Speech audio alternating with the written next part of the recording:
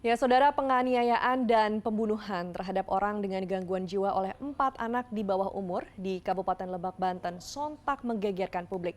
Kasus ini seolah menegaskan stigma pada ODGJ masih kental.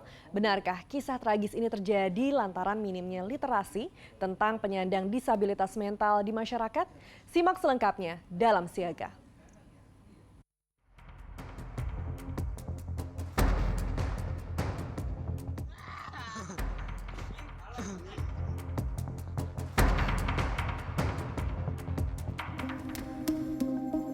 Bukan doang, Masya Allah, Subhanallah, la ilaha illallah.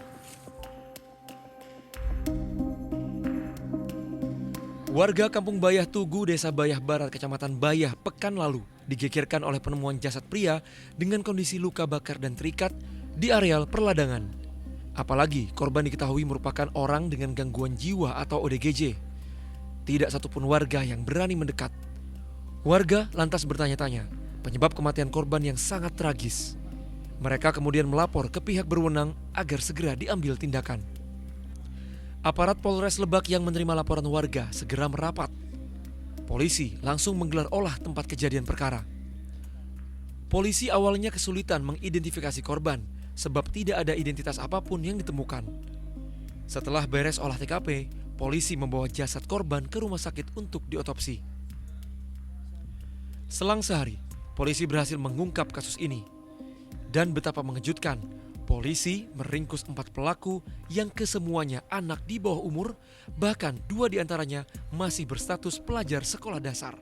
Dari hasil otopsi sementara ditemukan fakta bahwa mayat tersebut merupakan korban pembunuhan, sehingga keesokan harinya kami melakukan penyelidikan dan berhasil mengamankan keempat pelaku, di mana keempat pelaku ini merupakan anak di bawah umur. Adapun pelaku yang kami amankan antara lain yaitu saudara MA berumur 15 tahun, saudara AD berumur 14 tahun, saudara MI berumur 16 tahun, dan saudara HB berumur 13 tahun. Tak habis pikir, 4 anak yang masih di bawah umur bisa berbuat sadis terhadap orang dengan gangguan jiwa atau ODGJ. Bahkan hingga meninggal dunia. Apa yang melatar belakangi tindakan sejumlah anak ini? Yang pasti, satu lagi, ODGJ kembali menjadi korban kekerasan.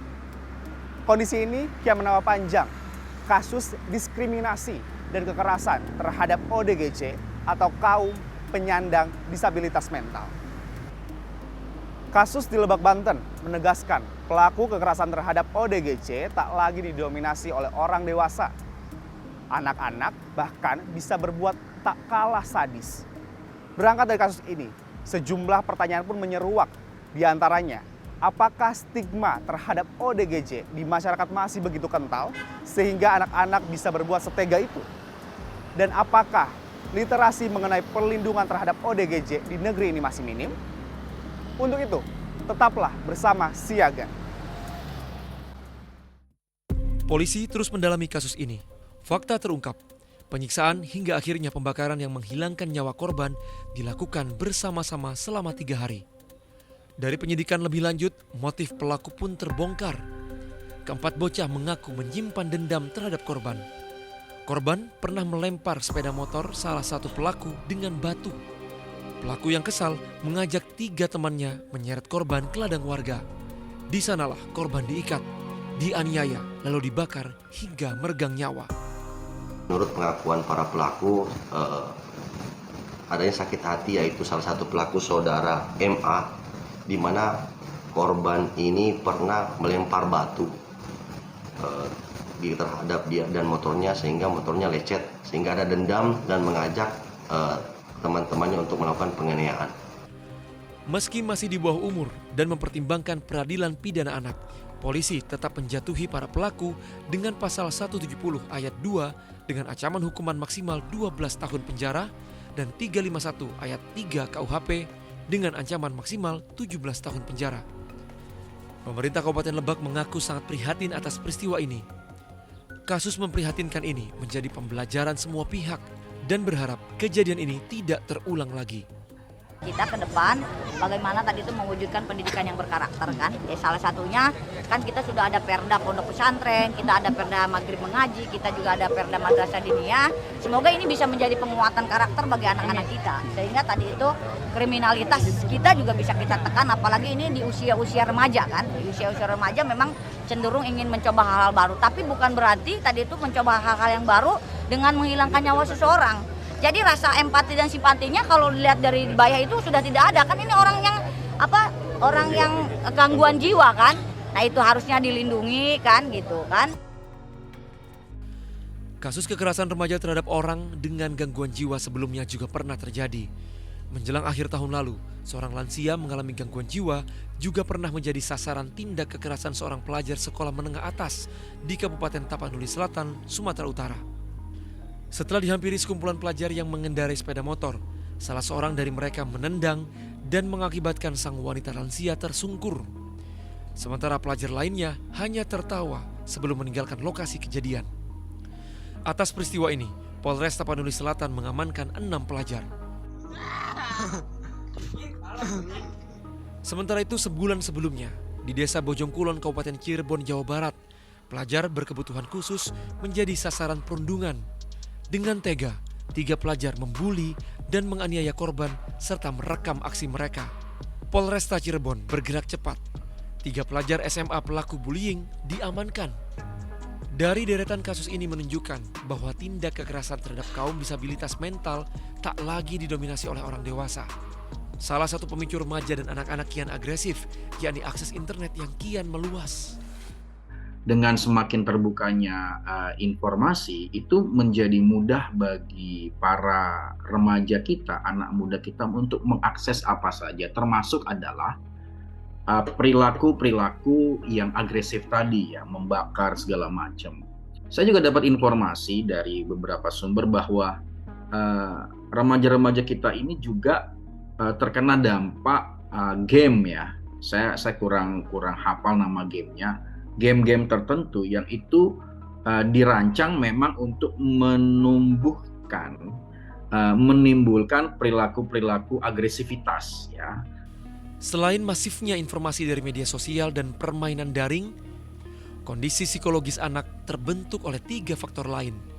Mereka yakni institusi pendidikan sebagai benteng karakter generasi penerus, lingkungan pergaulan menjadi faktor ketiga yang membentuk karakter anak. Faktor terakhir adalah peran orang tua dalam keluarga. Analisa berikutnya adalah tentu adalah keluarga, Mbak Riga. Bagaimana keluarga masih memfungsikan dirinya ya sebagai tempat yang paling aman, tempat yang paling membahagiakan, tempat paling berbagi. Apakah itu masih berfungsi dengan baik?